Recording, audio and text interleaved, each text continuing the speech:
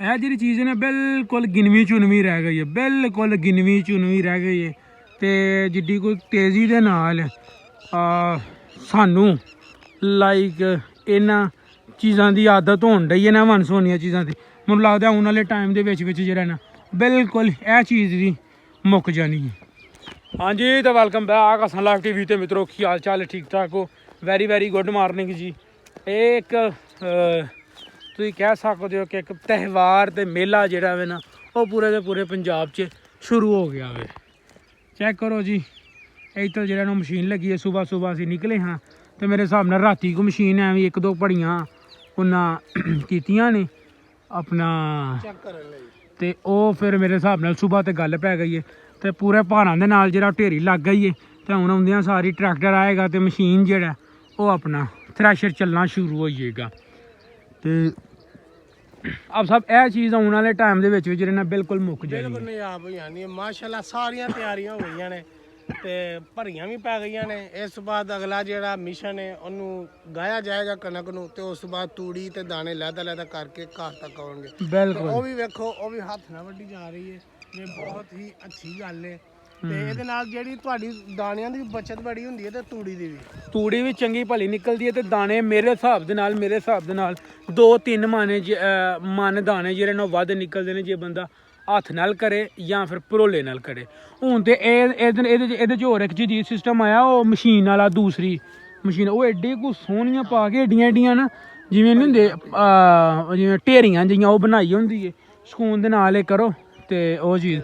ਮੈਂ ਇੱਕ ਚੀਜ਼ ਹੋਰ ਵੇਖ ਰਿਹਾ ਹਾਂ, ਆਖਦਾ ਜਿਹੜੀ ਰੱਸੀ ਹੈ ਨਾ, ਚਲੋ ਇਹ ਰੱਸੀ ਤੇ ਅਸੀਂ ਵੀ ਪਤਾ ਉਹ ਤੋੜ ਕੇ ਤੇ ਘੜੀ ਦੀ ਹੁੰਦੀ ਸੀ। ਪਹਿਲਾਂ ਉਹ ਹੁੰਦੇ ਹਨ, ਉਹਨੂੰ ਕੀ ਕਹਿੰਦਾ ਸੀ ਉਹ ਯਾਰਾ ਜਿਨ੍ਹਾਂ ਨੂੰ ਵੱਟ ਚਾਹੀਦੇ ਨਹੀਂ, ਉਹਨਾਂ ਨੂੰ ਹੋਰ ਚਾਹੀਦਾ ਹੁੰਦਾ ਸੀ, ਕੋਈ ਆਖੀ ਦਾ ਹੁੰਦਾ ਸੀ ਉਹਨਾਂ ਨੂੰ, ਪਰਾਲੀ ਦੇ ਬੰਦੇ। ਹੁਣ ਤੇ ਬਿਲਕੁਲ ਮੋਗੇ ਨੇ ਨਿਆਬ, ਹੁਣ ਤੇ ਲੱਭਦੇ ਨਹੀਂ। ਹੁਣ ਤੇ ਮੈਂ ਬਾਬੇ ਬੈਗ ਬਣਾਉਂਦੇ ਰਹਿੰਦੇ ਹੱਥ ਦੇ ਨਾਲ। ਹੁਣ ਤੇ ਇੱਕ ਚੀਜ਼ ਹੋਰ ਆਈ ਏ, ਉਹ ਵੇਖੀਏ ਯਾਰਾ ਦੁਕਾਨਾਂ ਤੇ ਉਹ ਰੱਸੀਆਂ ਪੀਲੀਆਂ ਨੀਲੀਆਂ ਰੱਸੀਆਂ, ਉਹ ਬੜੀਆਂ ਸੋਹਣੀਆਂ ਜੀਆਂ, ਇੰਝ ਕਰਕੇ ਪਾਣੀਆਂ ਉੱਤੇ ਸੁੱਟੋ ਸਕੂਨ ਦੇ ਨਾਲ। ਇਹ ਭਾਜੀ ਪੱਸਾ ਲੱਗ ਗਿਆ, ਢੇਰੀਆਂ ਲੱਗ ਗਈਆਂ ਨੇ।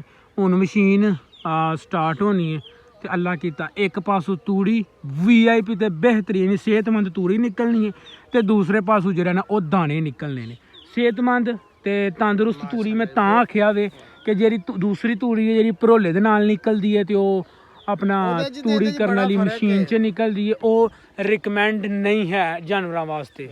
ਤੇ ਇਹ ਹਿਸਾਬ ਕਿਤਾਬ ਹੈ ਭਾਜੀ। ਮਿਹਨਤ ਵਾਲਾ ਕੰਮ ਹੈ, ਜਿੰਨੀ ਕੁ ਗਰਮੀ ਹੁਣ ਪੈਂਦੀ ਪਈ ਹੈ ਮਿਹਨਤ ਵਾਲਾ ਕੰਮ ਹੈ, ਪਰ ਉਹਦੇ ਬਾਵਜੂਦ ਵੀ ਜਿਹੜਾ ਬੰਦਾ ਕਰਦਾ ਮੇਰੇ ਹਿਸਾਬ ਦੇ ਨਾਲ ਉਹ ਇੱਕ ਪਰੰਪਰਾ ਨੂੰ ਜਿੰਦਾ ਰੱਖਦਾ ਹੈ। ਨਾਲੇ ਇਹ ਤੇ ਪੰਜਾਬ ਦੀਆਂ ਰੌਣਕਾਂ ਨੇ।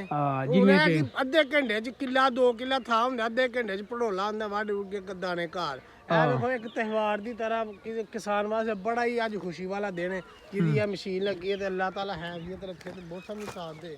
ਅੱਲਾਹ ਤਾਲਾ ਖੈਰੀਅਤ ਰੱਖੇ, ਮੌਸਮ ਸਾਥ ਦੇਵੇ ਤੇ ਸਾਰੇ ਦੇ ਸਾਰੇ ਕੰਮ ਜਿਹੜਾ ਨਾ ਉਹ ਹੈਰੋ ਆਫੀਅਤ ਦੇ ਨਾਲ ਹੋਈ ਜਾਣ। ਤੇ ਇਹ ਹਿਸਾਬ ਕਿਤਾਬ ਹੈ ਸਾਰਾ। ਅਸੀਂ ਭਾਜੀ ਤੁਹਾਡੇ ਲਈ ਲੈ ਕੇ ਆ ਰਹੇ ਹਾਂ ਕਿ ਇੱਕ ਬੰਦਾ ਕਿੱਲੇ ਦੇ ਵਿੱਚ ਜੇ ਫਸਲ ਲਾਉਂਦਾ ਹੋਵੇ, ਇਹ ਹੁਣ ਜਿਹਨੇ ਲਾਈ ਉਹਨੂੰ ਕਿੰਨਾ ਕੁ ਪ੍ਰੋਫਿਟ ਹੋਇਆ ਜਾਂ ਕਿੰਨਾ ਕੁ ਨੁਕਸਾਨ ਹੋਇਆ, ਉਹ ਸਾਰੀ ਹੀ ਜਿਹੜੇ ਨਾ ਤੁਹਾਡੇ ਨਾਲ ਗੱਲਾਂ ਸ਼ੇਅਰ ਕਰਾਂਗੇ।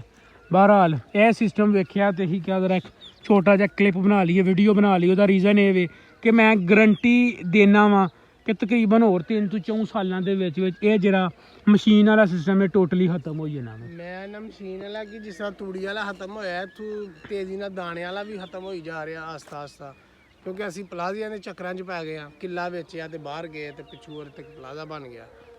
ਚਲੋ ਜੋ ਮਰਜ਼ੀ, ਖਾਣ ਪੀਣ ਵਾਲਾ ਸਿਸਟਮ ਤੇ ਰਹਿਣਾ ਹੀ ਰਹਿਣਾ ਹੋਏਗਾ। ਇਹ ਹਿਸਾਬ ਤਾਂ ਭਾਜੀ ਨੇ ਆਏ ਹਾਂ, ਨਹਿਰ ਤੋਂ ਸੈਰ ਕੀਤੀ ਹੈ ਤੇ ਸੈਰ ਕਰਕੇ ਅੱਜ ਅਸੀਂ ਥੋੜ੍ਹਾ ਜਿਹਾ ਮੁਖਤਲਿਫ ਰਾਹ ਲਿਆ ਤੇ ਇਹ ਚੀਜ਼ ਅਸੀਂ ਵੇਖੀਏ ਤਾਂ ਅਸੀਂ ਇਹ ਤੇ ਵੀਡੀਓ ਬਣਾ ਲਈਏ। ਸਾਰੇ ਵੀਰ ਭਰਾ ਲਾਈਕ ਕਰੋ, ਚੈਨਲ ਨੂੰ ਸਬਸਕ੍ਰਾਈਬ ਕਰੋ, ਵੀਡੀਓ ਨੂੰ ਅੱਗੇ ਵੱਧ ਤੋਂ ਵੱਧ ਸ਼ੇਅਰ ਕਰੋ ਤੇ ਅੱਲਾ ਖੈਰ ਰੱਖੀ। ਜਿਹੜਾ ਨਾ ਮੇਰੇ ਹਿਸਾਬ ਦੇ ਨਾਲ ਇਹ ਹੁਣ ਨਹੀਂ ਮਸ਼ੀਨ ਲੱਗੇਗੀ, ਮਸ਼ੀਨ ਰਾਤੀ ਲੱਗੇਗੀ। ਉਹਦਾ ਰੀਜ਼ਨ ਇਹ ਵੀ ਕਿ ਹੁਣ ਜਿੰਨੀ ਕੁ ਗਰਮੀ ਪੈਣੀ ਹੈ ਨਾ, ਤੁਹਾਡੀ ਸੋਚ ਹੈ। ਤੇ ਮਿਲਣੀਆਂ ਤੁਹਾਨੂੰ ਨੈਕਸਟ ਵੀਡੀਓ 'ਚ। ਰੱਬ ਰਾਖਾ।